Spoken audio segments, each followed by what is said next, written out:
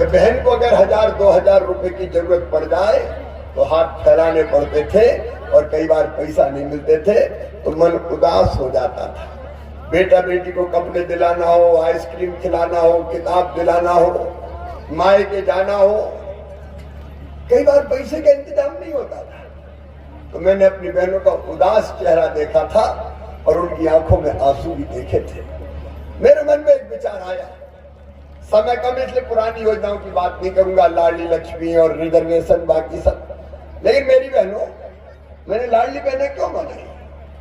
इसलिए कि बहन 1000-2000 के लिए परेशान ना हो। मैं सोचता रहा कि भाई तो है शिवराज की, अब भाई है तो भाई का बहनों के लिए कोई कर्तव्य फर्ज है कि नहीं?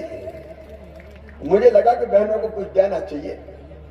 अब क्या देना चाहिए मैं सोचने लगा तो अंततः मेरे दिमाग में ये बात आई कि शिवराज और कुछ मत दो, बस बहन के खाते में पैसा डाल दो, बाकी काम बहन अपने आप कर ले।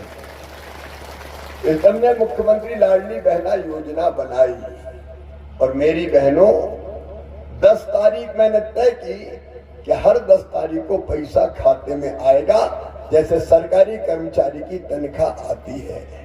लेकिन 10 तारीख को तो धनतेरस थी, मुझे लगा धनतेरस में कुछ ना कुछ खरीदने का रिवाज है अपने यहाँ, बर्तन और कोई चीज, तो मुझे लगा कि धनतेरस पे मेरी बहनें चीजें खरीद सके, बाजार जा सके, इसलिए 7 तारीख को ही पैसा डाल दिया। बोलो बहनों, खाते में पैसा आ गया। अब एक बात और अंतर सिंह दादो ने कही है, तो कुछ बहनें रह गई है, अभी रह गई ना, हर गांव में 5-5, 10-10 रह गई है ना, तो वो बहनें भी उदास ना हो।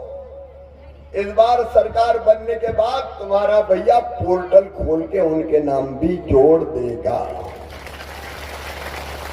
अभी मैंने बेटियों की पूजा की, बेटी मुझसे लड़ने आई, बोले आपने 21 साल की उम्र तो ठीक है, लेकिन ये क्यों कहा कि शादी हो जाएगी तो ही देंगे? तो मैंने कहा बेटी हाँ ये तो हो गया। बोले मामा हमको तो पढ़ना है, हमको नहीं करना जल्दी शादी, तो हमें पैसा नहीं दोगे क्या?